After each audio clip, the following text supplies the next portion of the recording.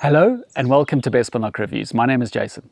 In this video, I'm going to go through the most important considerations to keep in mind when selecting and using a tripod with a pair of binoculars or a spotting scope. And we're going to start right now.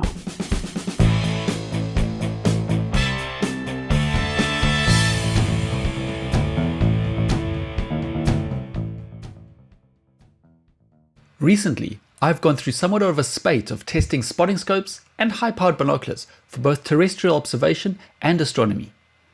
All of these instruments either necessitate the use of a tripod or just function more optimally when mounted on top of one, and as such, I've been using tripods even more than usual. So because I'm having to constantly attach different instruments onto my tripods and then set them up for different uses, it has highlighted a number of key points to me which I feel are well worth keeping in mind if you're in the market for a tripod to use with either a spotting scope or a binocular. Unless you are planning on sitting down, whichever tripod you get will ideally be able to extend up high enough and remain sturdy enough for you to comfortably use your scope or binoculars without having to always bend your back and/or your knees. So apart from your actual height, the main point to keep in mind in this regard is whether the instrument you will be using has straight through or angled eyepieces. Here there's no right or best option, as both straight and angled eyepieces have their particular advantages over each other, so it just depends on your preferences and how or what you will mostly be using your spotting scope or binocular for. A binocular or spotting scope that has an angled eyepiece arrangement, be that 30 degrees, 45 or 90 degrees to the barrel, requires you to partly stand over it and look downwards into the eyepiece when the instrument is pointing horizontally and looking at the horizon. And thus your setup in this situation does not need to be quite as tall as you are. Whereas the most comfortable setup for looking at the horizon when using a binocular or a scope on a tripod that has a straight through eyepiece design requires you to raise up the tripod to where the eyepiece on your instrument is level with your eyes. And thus with this combination, your setup needs to be almost as tall as you are. The differences in setup height becomes even more pronounced if you want to turn your gaze skywards, be that for daytime uses like viewing eagles on the wing, birds in tall trees or plane spotting, or for nighttime uses like stargazing, viewing planets, the moon and other forms of astronomy. Here an angled eyepiece is most comfortable at your natural eye height, and so needs to be raised up a little from your level horizontal viewing position.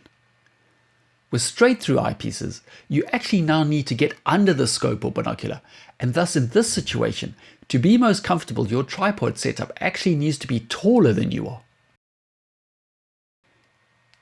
If you need to look down, like for instance if you're on top of a cliff at the coast viewing seabirds, this is an area where an angled eyepiece design can actually become a big disadvantage, especially with binoculars, as it can be quite difficult and sometimes even impossible to use depending on the angle.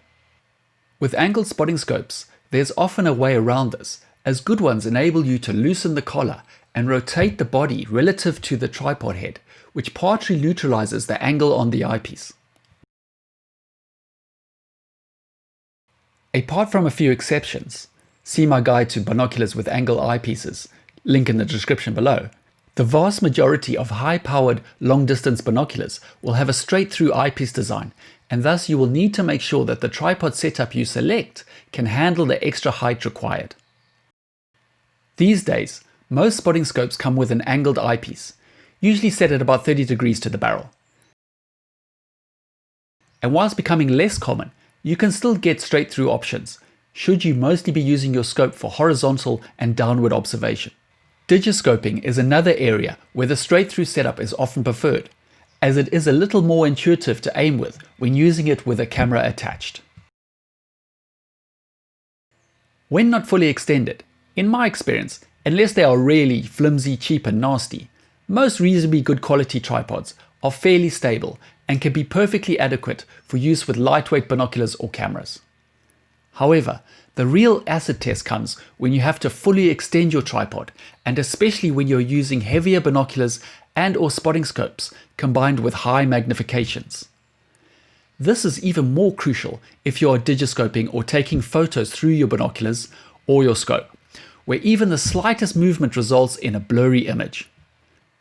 Whilst it is not a guarantee of stability, if you can't test before buying, my suggestion is don't opt for very cheap tripods, as they are generally made to less exacting tolerances, using lower quality materials and components, and as such are almost certainly not going to be as stable as a better quality option.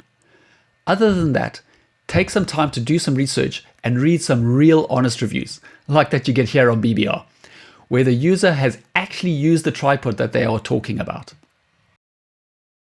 So there you have it. I do hope that this video has been both of use and of interest to you. If it has, I would really appreciate a thumbs up. And if at all possible, please do remember to subscribe to the channel, as this really does help me and ensures that I bring you more and more content in the future. Other than that, if you have any comments or suggestions for future videos, please feel free to use the section down below, and I'll do my very best to get back to you. So I'll leave it there for now, and so many thanks for watching, and I'll see you again next time. Cheers for now.